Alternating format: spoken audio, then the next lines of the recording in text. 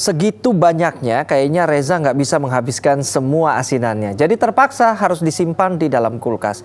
Tapi awas, jangan salah penggunaan kulkas bisa bikin boros listrik dan salah menyimpan bisa-bisa makanannya cepat rusak.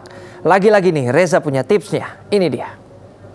Pemirsa, di sebelah saya ada lemari es atau kulkas. Nah, kulkas ini merupakan salah satu penemuan terbaik manusia di abad 20 dan masih bisa dipakai sampai dengan sekarang. Mungkin sebagian orang menilai bahwa kulkas ini cuma untuk taruh makanan atau minuman, ditaruh dalam, ditutup terus sudah selesai. Tapi ternyata enggak. Kita punya tips dan juga trik bagaimana cara menggunakan kulkas supaya nih hemat listrik, tetap bisa dipakai dan juga makanannya bisa bertahan lama di dalam. Yuk! Nah, yang pertama dan paling penting adalah cara mengatur suhu dari kulkas ini sendiri. Jadi setiap masing-masing kulkas memang beda. Tapi di sini ada cara pengaturannya. Dan suhu paling pas untuk kulkas sendiri adalah 2-4 derajat Celcius. Sedangkan untuk freezer adalah minus 15 derajat Celcius. Memang bisa lebih dingin lagi dari itu. Tapi ini merupakan yang paling pas nih. Baik itu makanan atau minuman bisa bertahan lebih lama di dalam kulkas. Dan juga listrik yang dikeluarkan tidak terlalu tinggi. Jadi bisa hemat listrik.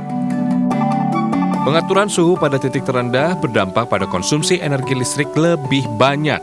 Sementara kalau pengaturan suhunya pas, bisa memperpanjang umur kulkas Anda. Setelah mengetahui bagaimana cara mengatur suhu, kita juga harus paham bagian mana yang terdingin dan juga terbaik untuk menyimpan makanan serta minuman di kulkas. Nah, bagian rak di pintu ini merupakan bagian terhangat dari kulkas, sehingga makanan dan minuman yang tidak bisa disimpan lama tidak disarankan untuk diletakkan di sini. Salah satunya adalah susu. Nah, susu ini harus disimpan di bagian dalam yang merupakan bagian terdingin dari kulkas, sehingga susunya bisa bertahan lebih lama. Pengaturan letak makanan atau minuman dalam kulkas cukup penting diperhatikan. Soalnya kalau basi, bakteri bisa berkembang cepat dalam kulkas. Pemirsa, nggak semua makanan, minuman, buah sayur bisa masuk ke dalam kulkas. Salah satunya adalah nih, bawang-bawangan. Ini memang tidak disarankan untuk masuk ke dalam kulkas karena suhunya yang lembab akan membuat bawang merah dan bawang putih mengeluarkan tunas baru, sehingga akan mempengaruhi kualitas dari bawangnya serta akan mengeluarkan aroma yang tidak sedap. Untuk sayur-sayuran, misalnya sayuran hijau nih, langsung dipotong diletakkan di kontainer transparan seperti ini. Jangan lupa untuk dikasih tanggal dan juga jenis sayurannya apa, sehingga akan memudahkan Anda ketika akan mengolahnya. Untuk sayuran, letakkan di bagian kering dan terhindar dari tetesan makanan di atasnya, supaya kulkas dan nutrisi sayur terjaga lebih lama.